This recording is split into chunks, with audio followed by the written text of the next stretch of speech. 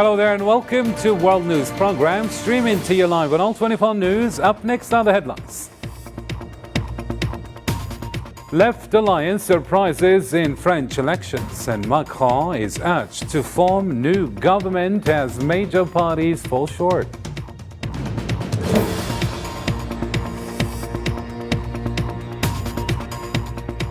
Also ahead, 55 Palestinians were killed in 3 Zionist massacres in 24 hours, intense raids and land destruction by Zionist occupation on displaced infrastructure.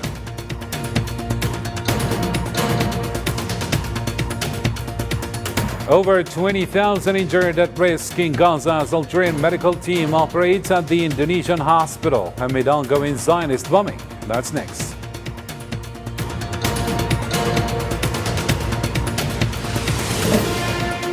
And Sahrawi president urges British action against colonialism and thanks Labour Party for support. Stay tuned for the details.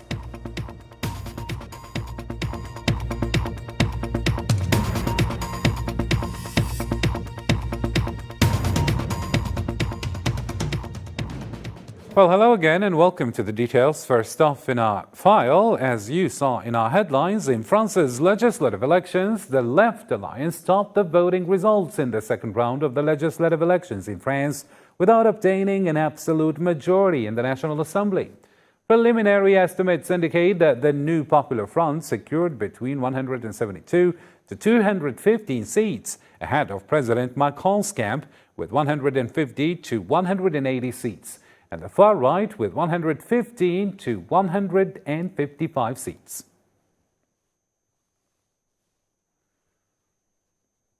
On this occasion, Jean-Luc Mélenchon, leader of the leftist France Proud party, urged President Macron to invite the New Popular Front to form the government, emphasizing the need to honor the French voters' choice. Mélenchon also insisted on implementing the Front's agenda fully without negotiating with Macron's camp. Le président a le pouvoir. The president has the power. The president has the duty to call on the New Popular Front to govern. It is ready. The New Popular Front will respect the mandate according to the votes cast for its candidates. Our given word will be respected. The New Popular Front will apply its manifesto, all its manifesto and nothing but its manifesto. Jean-Luc Mélenchon criticized President Macron during a speech after the preliminary election results, accusing him of mismanaging the country. Mélenchon called on Macron to replace the Prime Minister. Le président doit s'incliner. The president must admit this defeat without attempting to circumvent it in any way. The Prime Minister must go. Indeed, he has never received the confidence of the National Assembly. He just led the campaign lost by his camp and received a massive vote of popular no confidence. And speaking of the Prime Minister, French Prime Minister Gabriel Attal announced his resignation on Sunday, stating he would submit it to President Macron on Monday morning. Ce soir, la formation politique que j'ai représentée dans cette campagne. Tonight, the political group I represented in this campaign, even if it scored 3 times more than what was predicted in recent weeks, does not have a majority. And so, being loyal to Republican tradition and to my principles, I will hand my resignation letter to the President. In the French legislative elections, the left, led by the New Popular Front, won in several overseas territories. Most allied deputies were re-elected, including all left-wing representatives in Guadeloupe and 2 in Guyana, supported by the Front. Jean-Philippe Nelour secured a clear victory over his National Rally Party rival, while Giovanni William and Marceline Nadeau, also from the Front, received significant voter support.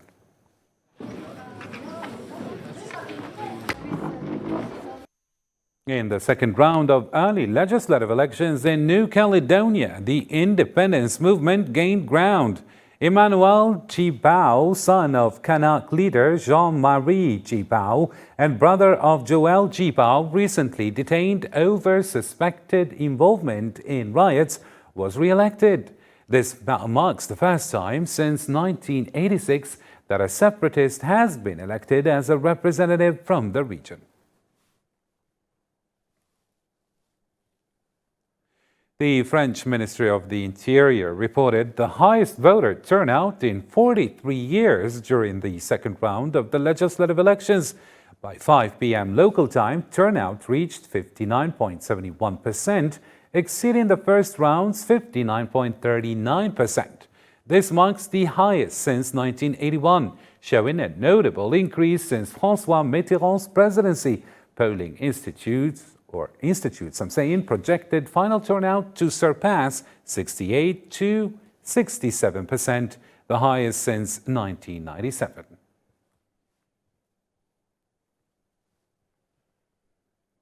There was stunned silence, clenched jaws, and tears at the RN party headquarters as leftist alliance unexpectedly took the top spot in the legislative elections ahead of the far right in Sunday, July 7th, in a major upset that was set to bar Marine Le Pen's national rally, RN, from running the government.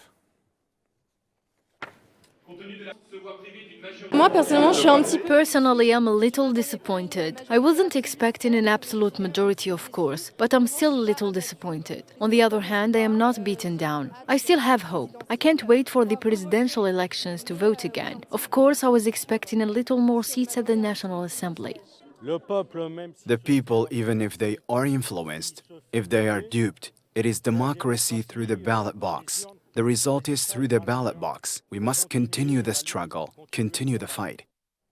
Still with the elections in France, thousands gathered in Paris to protest against the far right following France's legislative elections, which ended in a hung parliament with the leftist New Popular Front unexpectedly leading. Protesters at Place de la République cheered and celebrated as the NFP secured a surprise victory over the far-right national rally, bringing joy and relief to the leftist supporters in Paris. Soulagé, terriblement soulagé. Relieved, terribly relieved. I tell myself the French people have responded. We couldn't let the national rally win. This is not France. This is not the France of enlightenment. It's not the France of liberty, equality, fraternity. It was not possible. Our country could not let that happen. People woke up. That's what's most important. Well, it's time to move on to the latest field developments in the occupied Palestinian territories after this.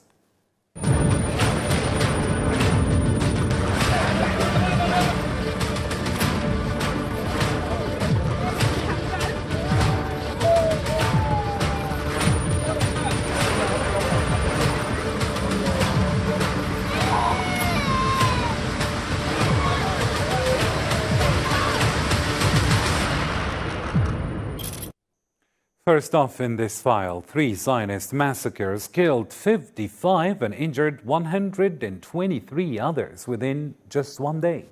The Palestinian Ministry of Health in Gaza has reported that the total casualties from the ongoing Zionist aggression have risen to 38,135 fatalities and 87,828 wounded since October 7th.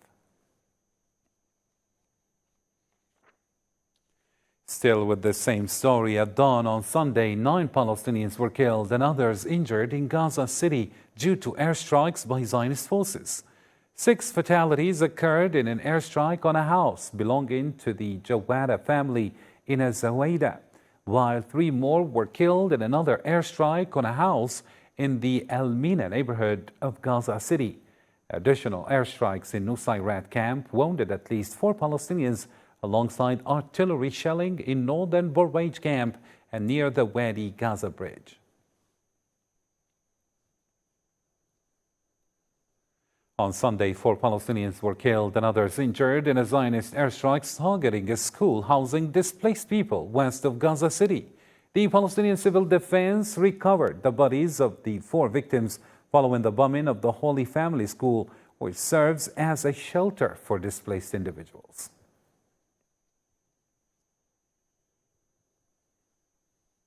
And in Rafah, southern Gaza Strip, 3 Palestinians were killed by Zionist warplanes while they were awaiting for trucks loaded with goods and humanitarian aid east of the city. The Palestinian Red Crescent in Gaza recovered the bodies of the 3 victims and transported them to Nasser Hospital in Khan Yunis, southern Gaza Strip. The Zionist occupation plans to destroy agricultural land and uproot trees in Gaza, along with demolishing wells crucial for irrigation, exacerbating thus food scarcity and famine conditions for Palestinians. More in this story with Salma Nassim. Tank trucks are still visible in the field of Nidal Abu Jazzar, in the fertile coastal area where thousands of uprooted plants stand alongside metal debris from greenhouses destroyed by the Zionist occupation. Nidal is a farmer. He is overwhelmed as the Zionist soldiers destroyed his land located in the Mawasi area of Rafah, south of the Gaza Strip, where neither people, stones, nor even trees were spared. Suddenly they came and destroyed the whole area. They kept shooting. They destroyed all the greenhouses. As you can see, these 40 hectares of land and these greenhouses are gone. They killed workers who were working in a greenhouse. There were 5 martyrs here. Rabi' al-Kalzoun also finds himself without resources. The farmer owns 27 hectares of land. Now he has neither work nor income. We were sitting peacefully and suddenly we were surrounded by tanks and planes. We ran in front of the tanks. We don't even understand how we are still alive after what we saw. What we saw just killed us from the inside. We're skeletons. Our source of life is gone. Everything is gone. Our food, our water, our livelihood. It's a tragedy. 27 hectares of land are just gone. Gazan farmers exported a lot of agricultural products before this genocidal period. They exported strawberries and tomatoes, mainly to the occupied West Bank and other occupied territories. But now, it is total chaos for them. The damage caused by the Zionist bombings on agricultural lands has destroyed everything and will continue to do so. The Euro-Mediterranean Human Rights Observatory warned that over 26,000 injured and sick people in Gaza face imminent death due to Zionist aggression. It describes the situation as a deliberate policy of mass execution exacerbated by the collapse of Gaza's medical system and the closure of border crossings, with most hospitals rendered inoperative due to targeted attacks by Zionist forces. An Algerian medical team conducted its first operation at the Indonesian government hospital in Beit Lahia, northern Gaza Strip. The team, comprising 13 doctors, is the first to arrive in Gaza amid ongoing Zionist aggression. Here's Zahra Farjani with the report now. Algerian surgeons immediately upon their arrival at the Indonesian hospital in the northern Gaza Strip performed their first surgery. Saving this child's life is a sacred priority for the Algerian medical team, despite the severity of her injuries caused by shrapnel lodged in her intestines. She was injured by very small shrapnel, tiny in size, and her intestines were in a severe disrepair. We had to close all these holes and bring her intestines out to stabilize the patient before performing a second surgery. The Indonesian hospital is one of the major medical facilities in the northern sector, receiving the wounded from Beit Lahia and its surroundings, including Beit Hanoun and Jabalia, despite having been subjected to bombardment and damage. The conditions in the sector are very difficult, especially in the north. We are trying to bring the second group. The healthcare sector is truly collapsing. The facilities in the north are destroyed. Here in the northern sector, which is experiencing famine, continuous battles and repeated incursions under ongoing Zionist aggression for 9 months, the entry of the Algerian medical delegation into the Gaza Strip is an achievement in itself. Coordinated with the international organization Rahma Worldland, their arrival to the northern sector is a significant feat. There are medical tests that need to be done, such as pancreatic tests, which are unavailable in the hospital due to shortages. Additionally, there is malnutrition, especially among children. Despite the challenging situation and obstacles posed by the Zionist occupation, the Algerian volunteer doctors also brought a quantity of emergency medicines and medical equipment used in emergency rooms and operating theaters. The entry of the Algerian doctors' delegation to northern Gaza, along with health aid, is another bridge through which Algeria breaks the occupation's siege on the sector, providing treatment to those injured and wounded and whose homes have been destroyed by missiles. Zionist forces conducted a large-scale raid in the occupied West Bank, arresting dozens of Palestinians. In Silwat, east of Ramallah, at least 16 were detained. 3 more were arrested in Al Khalil's Dura, including 2 former prisoners. Additionally, 3 individuals were arrested in El Farah, southeast of Tubas. And finally, in this file, British Prime Minister Keir Starmer reiterated support for an immediate ceasefire in Gaza during a phone call with Palestinian President Mahmoud Abbas. They agreed to maintain coordination and communication to address ongoing issues and enhance bilateral relations, as reported by the Palestinian news agency. Starmer also announced an upcoming visit by British Foreign Secretary David Lammy to Palestine, aimed at advancing political discussions and strengthening cooperation between the two countries.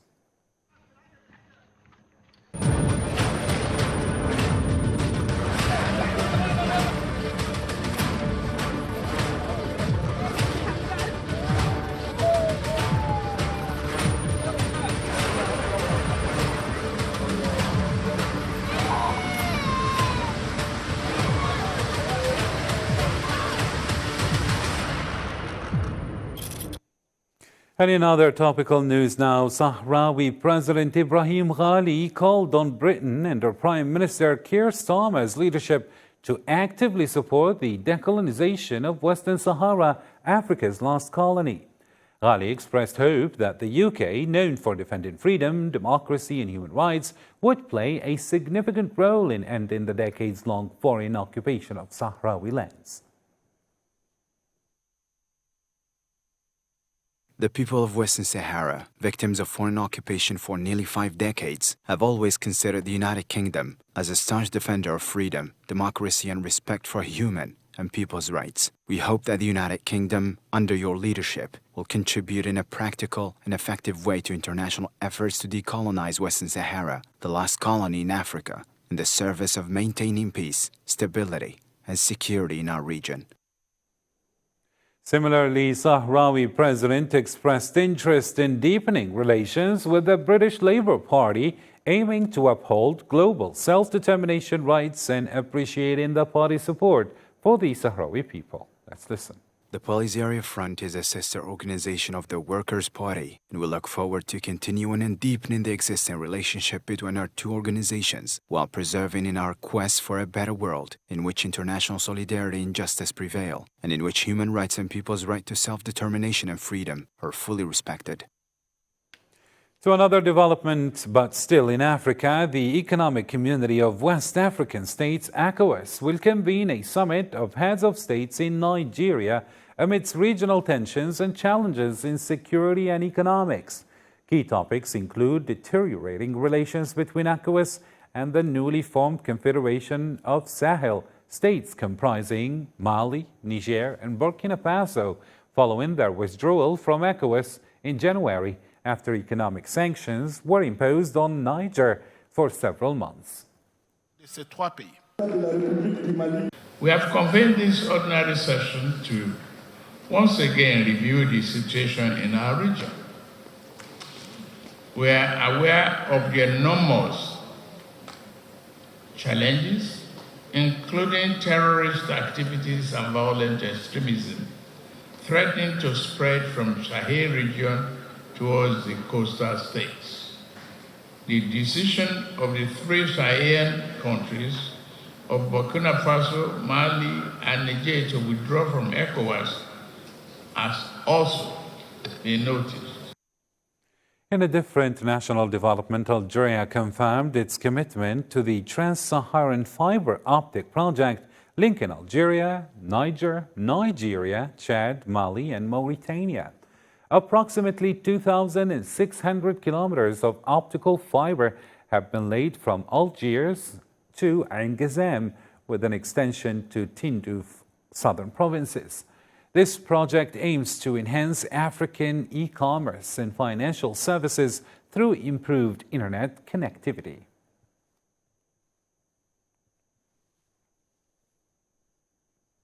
And finally, time to catch up on more stories making headlines around the globe in the News in Brief, this time with Islam Said. Russia destroyed 2 Patriot missile launchers in Ukraine's Odessa region using Iskander missiles and seized a town in Donetsk. On the other hand, Ukraine shot down a Russian Su-25 near Pokrovsk and destroyed 13 Russian drones, while Moscow downed 7 Ukrainian drones. In Kherson, 3 civilians died in Russian shelling. Iran's president-elect Masoud Pezeshkian will be sworn in before parliament in early August, following his victory in the presidential election's second round over conservative candidate Saeed Jalili. Within 15 days, President-elect Pezeshkian is expected to appoint ministers for parliamentary confidence votes. President Joe Biden campaigned in Pennsylvania amid raising Democratic concerns about his candidacy. Biden faces calls to reconsider his re-election bid following a debate performance against Republican Donald Trump.